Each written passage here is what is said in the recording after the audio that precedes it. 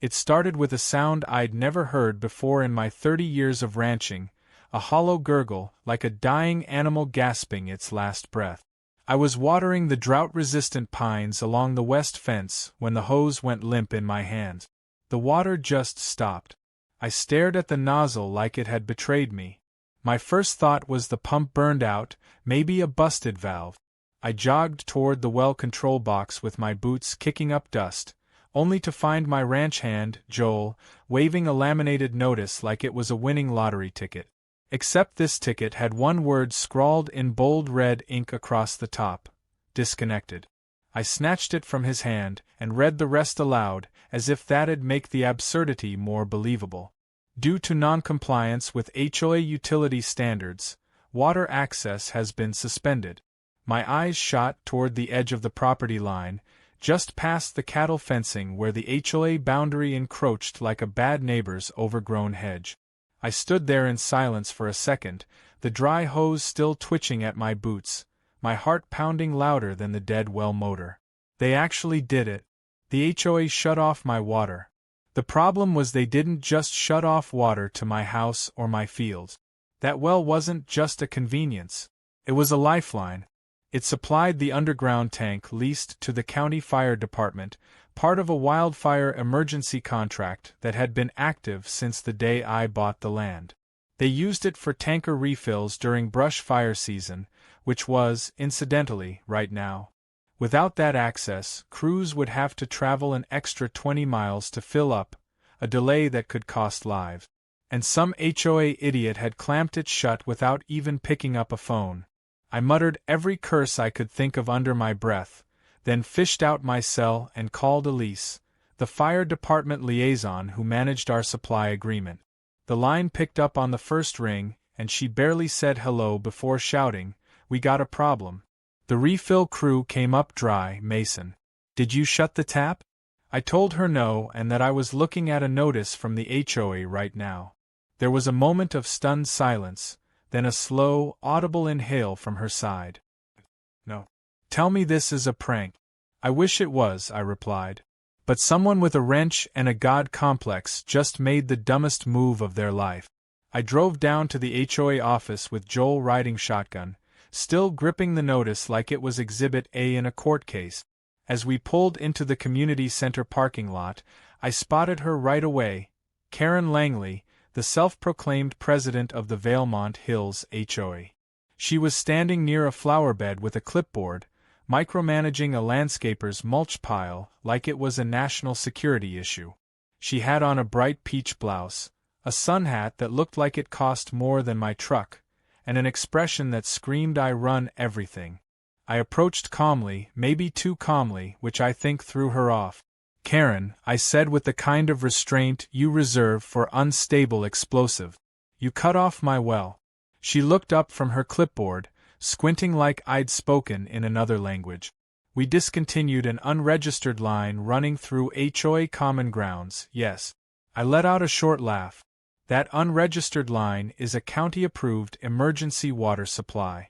It's leased to the fire department under state emergency ordinance." Her face didn't change. Instead, she sniffed and said, "We have no record of that. The pipe wasn't labeled, and it's an eyesore. Our bylaws prohibit unauthorized utilities." I took a step forward, eyes locked on hers. "Lady, you just committed interference with emergency infrastructure. Do you have any idea what kind of mess you're in?"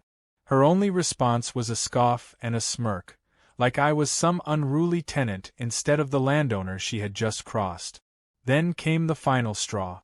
"Well, maybe you should have filled out the proper forms like everyone else." By the time I got home, Elise had already called back. "Mason," she said, the chief's livid. "He's driving down with the legal folder right now. He wants to meet them face to face." I told her to give me 20 minutes to change and grab the lease documents, the certified mail receipt, and every photo I had of the fire trucks using that tank. If Karen wanted paperwork, I was about to deliver a storm of it.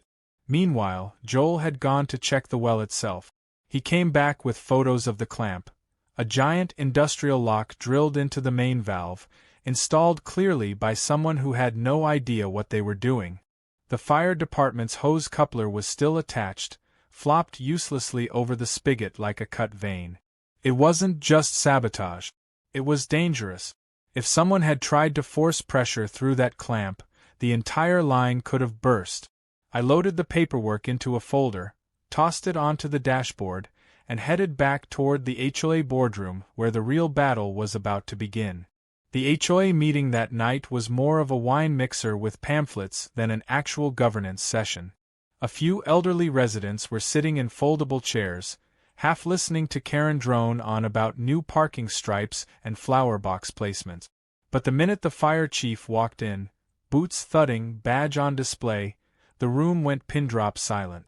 Elise followed right behind, holding a folder as thick as a brick. Karen paused mid-sentence, her smile twitching like it was trying to escape her face. I stood near the back, arms folded, watching the storm roll in. The fire chief didn't wait for permission. He marched straight to the front and laid the folder on the table with a satisfying smack. "Your association obstructed an emergency utility connected to state fire suppression services," he announced. "That is a direct violation of public safety law." Karen's smile evaporated like mist in a furnace. I wasn't aware," she stammered. "The pipe wasn't labeled, and there were no markings." That's when Elise chimed in. "Actually, there were. We painted them last spring." The chief opened the folder and pulled out a photo. Bright orange letters reading "Fire Access Only" spray painted right next to the pipe head. Karen blinked, her mouth working silently for a moment before she managed, "I thought that was graffiti." "I couldn't help it," I laughed. Out loud. A full, hearty chuckle that echoed off the walls and made half the room turn to look. The fire chief didn't even glance at me. Instead, he said calmly, "Your actions delayed a tanker fill-up during an active wildfire watch. If this escalates and lives are lost, you could be held personally liable." Karen turned pale. The room was deathly quiet. And then someone in the back whispered, "She shut off the fire hose? For landscaping?" Karen tried to recover, offering to review the situation thoroughly and form a committee to assess. The chief cut her off. "You don't form a committee after you throw a wrench in a fire engine's waterline. You call a lawyer." Then he turned to me. "Mason, we'll need to inspect the clamp tomorrow. If there's damage, we'll have to report this higher up." I nodded. "Already filed a statement. I've got video, too." Karen sat down slowly, face blank, hands trembling just slightly. She looked around like she was hoping someone would save her, but all she got were side eyes and a lady with a Yorkie shaking her head. Joel leaned over and whispered, "You think she gets it now?" I stared at Karen as she slumped in her chair. "Not yet. But she will." The sun hadn't even risen the next morning when the fire chief's truck rumbled down my dirt road, dust kicking up behind it like smoke from a cannon blast. I was already waiting by the well, a fresh pot of coffee in one hand and a wrench in the other, staring at the steel clamp that had turned my water line into a monument to stupidity. Behind the chief, 2 other department trucks followed, one carrying a county inspector and the other, to my surprise, towing a small backhoe. Elise stepped out of the passenger side, looking like she hadn't slept. Neither had I. The moment they arrived, the chief got right to it. "We're here to document the interference, determine the extent of damage, and prepare our case." He knelt beside the clamp, examining the fittings like a surgeon inspecting a botched operation. Elise started snapping photos, marking coordinates with chalk, and taking pressure readings. The inspector pulled out a clipboard and asked me when the line had last been active. I told him about the missed refill the day before, the one that sent a tanker crew scrambling for an alternative source while a fire burned just over the county line. Within the hour, it was confirmed. The clamp had caused a pressure lock in the main delivery pipe, creating a dangerous buildup that could have ruptured under flow. Worse, the makeshift install had bent the metal flange connecting the pump to the emergency line. In short, this wasn't just an inconvenience, it was sabotage with life-threatening consequences. The inspector shook his head and muttered something about criminal negligence. Elise filed a real-time report back to dispatch, and by noon, the fire department issued an official statement citing unauthorized interference with an emergency utility. That meant one thing: the incident was now on record with the County Board of Safety. And in this district, that could escalate to state-level scrutiny. Karen had lit a fuse and had no idea how close it was to blowing. Later that day, I got a call from my attorney, who was already reviewing the lease agreement between me and the county. He asked if I wanted to file a civil suit against the HOA or go straight for personal liability against Karen. I asked him which would be more painful. He said, with a chuckle, personal always cuts deeper. I told him to draw up the papers. But before that, we had one more fire to put out, literally. The wildfire that had flared up in the neighboring county was now being pushed east by hot winds, creeping closer to our district lines. The fire chief informed me that crews were on standby, and they needed access to every usable water source in the area. My well was back online thanks to the emergency repair crew, but damage had delayed restoration by almost 12 hours. The chief wasn't subtle when he said, that delay could cost structures. We have residents in the outer perimeter who might not make it if those lines don't hold. I nodded grimly, knowing exactly who to blame. That night, the HOA board gathered again for a special session. Karen had called it to clarify misunderstandings and propose corrective measures. I attended, of course, but this time I wasn't alone. Elise came with me, as did the county safety officer and a plainclothes deputy who stood quietly at the back of the room. Karen took the podium wearing a fake smile and pastel scarf, launching into a monologue about unintentional administrative missteps. She claimed the HOA acted, in good faith, under the assumption the pipe was a violation of community code. Elise interrupted her immediately. That pipe had signage. It had permits, and it had county registration. Karen stammered, still trying to weasel out of it, suggesting perhaps the labels had faded or that improper communication led to confusion. That's when I stepped forward, dropped a binder full of documentation onto the podium with a heavy thud, and said, "You received this via registered mail 5 years ago. You signed for it yourself." Gasps and murmurs rippled through the audience. Karen's eyes darted across the room, searching for a friendly face, but even her allies looked uneasy now. The deputy cleared his throat and stepped forward to hand Karen a notice.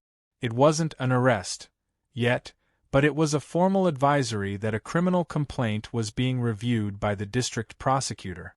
Karen read it, blinked rapidly, and tried to pretend it was just procedural. I took the microphone and addressed the room calmly. This wasn't just a mistake. This was a willful act of interference. If this had delayed firefighters long enough to cost a life, it would be manslaughter. You all need to understand the stakes. After the meeting, 2 board members pulled me aside and apologized profusely. They said they hadn't approved the clamp and that Karen had acted alone. One of them, a guy named Ted, handed me a flash drive. He said it had security cam footage from the common grounds, showing Karen ordering her nephew to install the clamp and saying, if they want water, they can ask me nicely. I nearly laughed at the absurdity. This wasn't just arrogant, it was incriminating. I thanked him and walked out, feeling the weight of momentum finally shifting in my favor. The next morning, the story hit the local news. Elise had tipped off a journalist, and the paper ran the headline: HOA shuts off emergency water line, endangers wildfire response. The article included photos of the clamp, the fire department's official statement, and even a snapshot of Karen mid-speech from the board meeting. The online comments exploded. People were furious. Former firefighters, local homeowners, and even nearby residents all chimed in, many of them demanding Karen's resignation. Memes flooded Facebook within hours. One showed Karen holding a wrench with the caption, "This will shut them up." Another read, "Karen versus firefighters, Round 1. My favorite was a photoshopped image of Karen standing in front of a burning field with the words, HOA priorities. Flowers first, safety never. Meanwhile, the fire department escalated the matter to the county supervisor's office. A formal complaint was logged, and the county board scheduled an emergency review session. Karen tried to get ahead of it by spinning a narrative that she was protecting the community from unsanctioned infrastructure. But that fell apart fast when Lease released the inspection reports proving the line was registered, visible, and clearly marked. The media now had a timeline, documentation, and a villain with a face. Karen went into hiding for a few days, claiming she was on vacation, but no one bought it. What she didn't know was that I wasn't finished. My lawyer had drafted a motion to freeze all HOA discretionary funds until the investigation concluded. Since Karen had used HOA resources to hire her nephew and install the clamp, it counted as misappropriation. The court granted a temporary injunction. Now the HOA couldn't spend a dime. Not on landscaping, not on maintenance, not even on their planned 4th of July barbecue, which was only a week away. The board members called me, asking if there was a way to reverse it. I said sure, once Karen admits fault and steps down. They didn't like it, but they knew I had them cornered. They had chosen the wrong man to mess with, especially over something as vital as water. And I wasn't about to let them forget it. As I hung up the phone and looked out at the fields glistening from the fresh water flow, I smiled to myself. They wanted to play power games, but I'd been holding the real power all along. And I was just getting started. By the time the 4th of July rolled around, the entire Valemont Hills HOA was tangled in a bureaucratic mess, and Karen's once pristine reputation had become neighborhood cannon fodder. But despite the public humiliation, she still hadn't apologized. Instead, she was digging in deeper, lashing out like a cat cornered in a cage. The clamp had been removed, the well restored, and the fire department had moved on with their operations. But Karen wasn't done. She wanted to reassert control, and her version of retaliation came in the form of fines. Lots of them. I opened my mailbox that morning to find a thick envelope from the HOA stuffed with printed notices. Each one cited a different violation: improper signage on private infrastructure, unauthorized ground disturbance, failure to submit construction intent, and my personal favorite, obstruction of HOA field authority. The total came to $1,000 per day for noncompliance. I laughed so hard I nearly dropped my coffee. It was absurd. I didn't even live within HOA boundaries. My property had been grandfathered in before the community was built. Their rules didn't apply to me, and Karen knew it. But that wasn't the point. She wanted to make noise. She wanted to throw sand in the gears.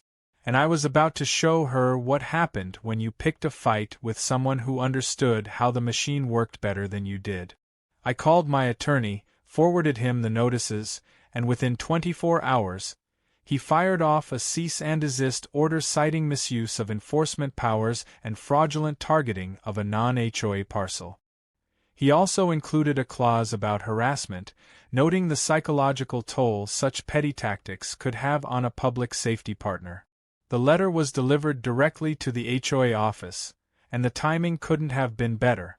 Karen had organized a big neighborhood flag-raising ceremony that day, complete with catered cupcakes and a live acoustic guitarist. So when the courier handed her the envelope in front of 20 residents and she opened it, her face twisted into something between a sneer and a spasm. Residents leaned in to ask what was going on, but she gave a thin smile and waved them off like it was junk mail. What she didn't realize was that the HOA board president had received a separate copy and was now looking over at her with a raised eyebrow and a slow shake of the head. Cracks in her support system were forming. Fast. But I wasn't finished. One of my quiet aces in the hole was the county's public facilities compliance clause. When any building or public event space, like the HOA Clubhouse, lost certified access to emergency water or fire suppression, its permit could be suspended temporarily. And that's exactly what I petitioned the county to do. They reviewed the incident and the footage, and within days, a red-bordered notice was stapled to the clubhouse doors. It read, Occupancy suspended pending fire safety re-inspection.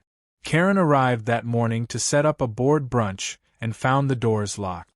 She stood there in disbelief, holding a tray of muffins, while a crowd of confused residents gathered around her. Her face turned purple when she read the document, and even the guitarist from the flag event muttered, "You've gotta be kidding me," before packing up and leaving. Then came the backhoe. With the county now involved, a mandatory inspection of the buried pipe system was ordered. The well had run alongside the border between my land and HOA common space, and because Karen's clamp had been installed right where the two met, a full excavation was required to ensure no long-term damage had occurred. I offered up my end of the property with no hesitation, but the HOA land needed clearance. And clearance meant notification. The county sent a crew with machines and flagged off the entire patch of manicured grass Karen had spent years obsessing over. Pink tape marked every 5 feet. Surveyor's stakes dotted the flower beds. And at 8 o'clock sharp, the digging began. Karen stormed out of her home in a robe and slippers, screaming that it was unauthorized destruction of community landscaping. The site supervisor calmly handed her the county order, signed and stamped. She tried calling the sheriff again, but this time she got a deputy who laughed and said, "Ma'am, they're following procedure. You might want to take this up with the board." And the board? They were beginning to distance themselves. Ted, the member who'd previously handed me the security footage, called to let me know Karen was losing control. A motion had been drafted to suspend her powers as HOA president pending the investigation's outcome. He said the other members were fed up with her making decisions without votes, and the legal exposure from the fire department complaint had scared them straight. That night, Ted forwarded me the HOA group chat logs. It was brutal. One member accused Karen of lying about the water line's purpose. Another claimed she threatened to bury the fire report. And one woman flat out wrote, "Karen's ego is going to bankrupt us." While they squabbled, I decided to turn the tables completely. I set up a small temporary structure on my property near the inspection site, a shaded fire access point, complete with a county-approved storage tank, labeled signs, reflective markers, and even a QR code linked to the emergency water map. I invited Lease and the fire chief to inspect it. They were thrilled. The chief called it a model example, and offered to use it as a template for future installations across rural counties. Then he said something that stuck with me. "You're not just helping us here. You're setting the standard." That gave me an idea. I drafted a letter to the County Infrastructure Board and recommended that all emergency water lines, even on private property, be reviewed and recognized publicly to avoid sabotage like this in the future. The board loved it. And just like that, my well and my handling of the HOA mess was on the front page of the municipal newsletter. I went from being a rancher with a hose to a community safety model. Meanwhile, Karen couldn't get her HOA newsletter published without half the board rewriting it behind her back. The final blow came during what was supposed to be a low-key HOA open house. Karen had attempted to reschedule it at a private residence since the clubhouse was still locked up under suspension. She sent out flyers, promised refreshments, and tried to turn it into a positive image event.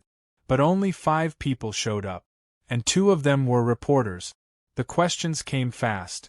What led to the water shutoff? Why were emergency resources cut? What legal action is pending? Karen turned red, then white, then tried to walk out, only to trip over a hose coiled near the garage.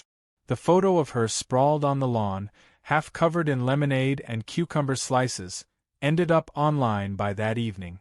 As for me, I hosted my own open house the next day, for the fire department, county board, and even the local news station. We grilled burgers, demonstrated how the fire line worked, and showed off the brand-new emergency tank setup. The story aired that night with the headline, "Local Rancher Turns Sabotage into Safety Solution." Karen's name was never mentioned directly, but she was clearly the cautionary tale behind every sentence. Her influence, once unshakable, was now a punchline. And the HOA? They tried to fine me one last time for unsanctioned public events. My lawyer sent back a letter saying that since I was operating under county safety guidelines, they'd be risking another legal escalation if they pursued it. That was the last I ever heard about it. I went to sleep that night with the sprinklers gently clicking on across the field, the well humming steadily beneath the earth, and the deep satisfaction that comes when someone learns, too late, that they messed with the wrong man. Karen's unraveling wasn't a sudden collapse. It was more like watching a house slowly rot from the foundation. One board member at a time, one failed attempt at control after another. Her grip on the HOA presidency slipped through her fingers like loose sand. But even as her credibility eroded in plain sight, she refused to accept that the walls were closing in. She still held meetings in her living room, still barked orders at gardeners and pool maintenance workers like she ran a Fortune 500 company, and still plastered fake smiles across her face when passing neighbors who now greeted her with nothing more than uncomfortable nods. But the consequences she had set in motion were no longer local. They were legal, and she couldn't talk her way out of what was coming. The first knock at her door didn't come from an angry resident. It came from a county server with a manila envelope and a polite but firm tone. Karen opened the door in her workout clothes, ponytail frizzed and cheeks flushed, and barely had time to register the paperwork before the server turned and walked away. She stood on her porch blinking at the envelope like it might bite her. Inside was the formal complaint from the fire department. Civil negligence and interference with emergency services infrastructure. The attached exhibits were damning: photos of the clamp, video of her ordering its installation, the official fire chief's testimony, and a detailed report about the wildfire delay caused by the inaccessibility of my well. It was clean, precise, and devastating. 2 days later, a second envelope arrived. This one from my attorney. It was a civil suit naming her personally for damages related to obstruction of contract. I wasn't seeking money for myself. I'd already decided that anything awarded would go toward rural fire defense programs. But I wanted the point to be crystal clear. This wasn't about revenge. It was about accountability. Karen had jeopardized public safety out of vanity and control. She'd acted recklessly and without consent. She had to answer for it in court if necessary. Word of the lawsuits spread quickly. By the time the next HOA meeting was held, this one chaired by the vice president since Karen had recused herself temporarily due to stress, residents were openly questioning whether the HOA could even afford to stay functional under the weight of legal exposure. Ted, who had become a reluctant ally of mine by this point, presented a motion to freeze all discretionary spending until legal matters were resolved. The motion passed unanimously. That meant no more new projects, no community events, and no pay for special services, which, coincidentally, included the nephew Karen had paid out of HOA funds to install the clamp. That triggered an immediate internal audit. The HOA's finance subcommittee requested receipts for every expenditure Karen had authorized over the past year. She produced some. Others mysteriously vanished. One board member whispered that she had shredded a folder in a panic the night before the audit started. Whether true or not, it was enough to start a firestorm of speculation. Meanwhile, Karen's attempts to shift the narrative grew more desperate. She wrote a long email to the community, styled like a manifesto, in which she claimed to be the victim of a coordinated attack by anti-community agitators. She never named me outright, but she referred to a ranch-owning outsider with a vendetta. That was bold, considering most residents had already seen the news footage, the county order, and some even drove past the torn-up lawn where her misstep had required backhoe inspection. The email only made things worse. Replies flooded in, half of them furious, the other half sarcastic. One person replied with a meme of Karen's face photoshopped onto a firefighter trying to put out a blaze with a watering can. Another sent a copy of her own bylaws, highlighting the section where HOA authority ended, and where my property line began. It was brutal.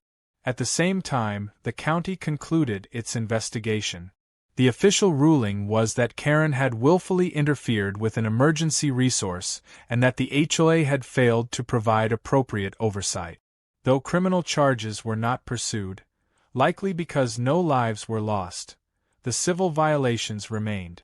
The HOA was fined by the county, and Karen was named individually in their resolution. That meant the board now had legal grounds to remove her. They didn't waste time. Within a week, an emergency meeting was held. I wasn't invited, but Ted called me after. It was short, he said. A vote. Unanimous. Karen was removed as president. Her privileges were suspended indefinitely, and the board issued an apology on her behalf, which she refused to sign. The HOA had officially cut her loose. But that didn't stop the lawsuits. Karen now faced depositions. My attorney scheduled one, as did the fire department's legal counsel. During the deposition, she attempted to blame everyone but herself, her nephew, the board, me, even the landscaper who had originally flagged the pipe as an eyesore. But the opposing attorneys were prepared. They brought the footage, the audio clips, the signed work order, and even her previous emails where she had boasted about taking initiative on problem pipes. One of the attorneys read her own words back to her, asking, "Do you consider clamping an emergency water source without confirming its ownership a responsible action?" Karen tried to dodge. Her responses grew slower. Sweat beaded at her temples. When she finally realized she was cornered, her tone changed. She tried to spin it as a misunderstanding, an accident, a communication error. But by then it was too late. The record was clear. After that, Karen disappeared from public view. She stopped attending meetings. Her perfectly maintained lawn began to yellow. Residents said she was spotted once in sunglasses and a hoodie, scurrying to her mailbox like a fugitive retrieving ransom. Rumors swirled. She was selling her house, she was moving in with a sister out of state, she was going to file bankruptcy. None of that was confirmed, but one thing was clear. The neighborhood that once feared her now pitied her, or worse, laughed behind her back.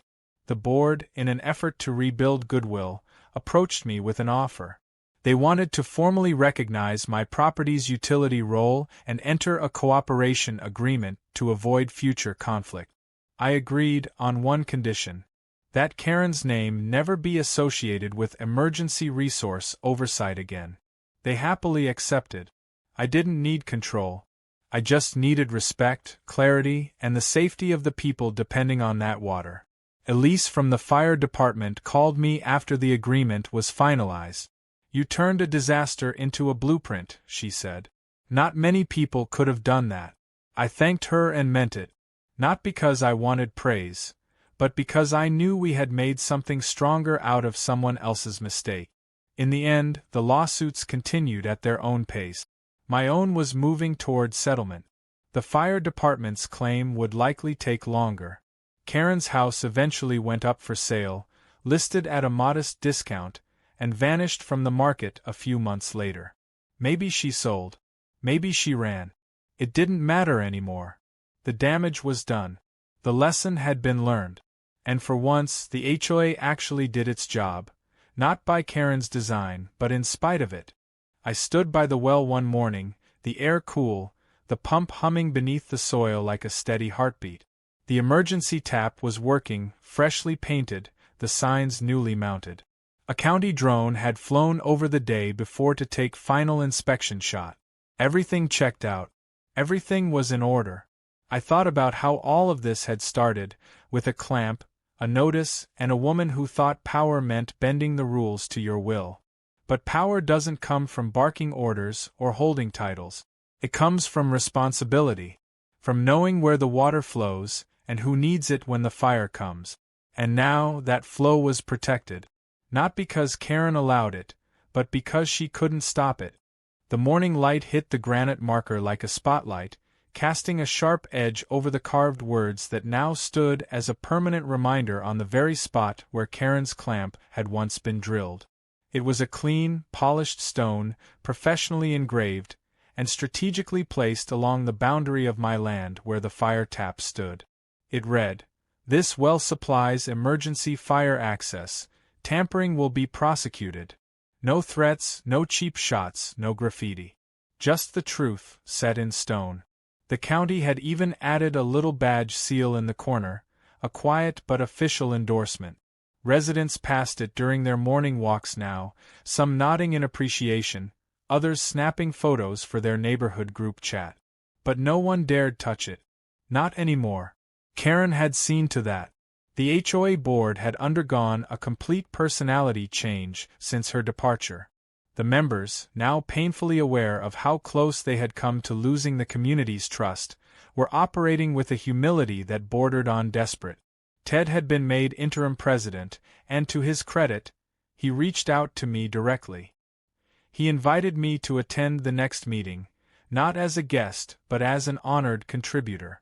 He even offered me a framed certificate of community service, signed by the board. I showed up, more curious than flattered, and found the meeting held in the smaller annex building since the main clubhouse was still undergoing its final fire safety review.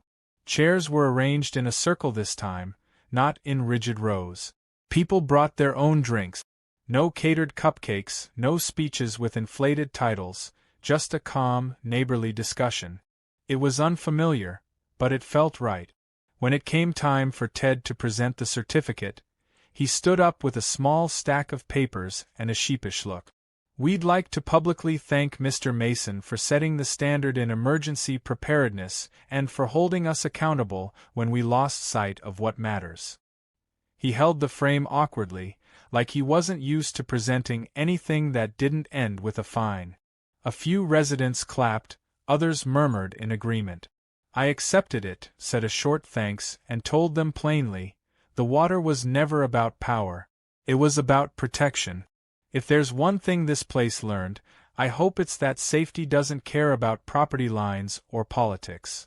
That got a louder applause than I expected. Someone even shouted, "Amen to that," from the back.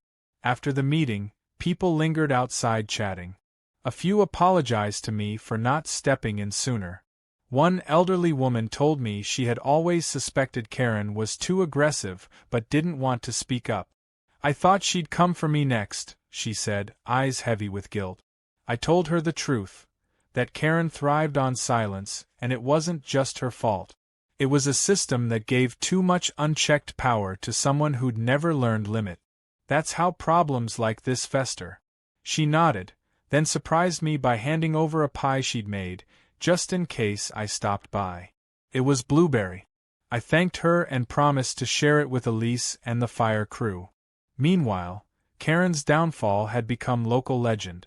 It started small, gossip passed between dog walkers and lawn crews, but then it spread to neighboring HOAs. A reporter who'd covered the original incident followed up with a column titled, "From Clamp to Court: The Collapse of Karen Langley." The article detailed the legal process, the community's reaction, and the reforms that followed. It ended with a quote from me. "You don't build a community by cutting corners and claiming control. You build it by earning trust and protecting what matters." That quote was shared across social media, printed on a local bulletin, and even got framed on the fire station's breakroom wall. But the real ending didn't come in the courtroom or the clubhouse. It came quietly, on a Monday morning. A moving truck pulled up to Karen's house just after sunrise. She didn't hire professionals. Instead, it was her brother and a cousin loading things in silence.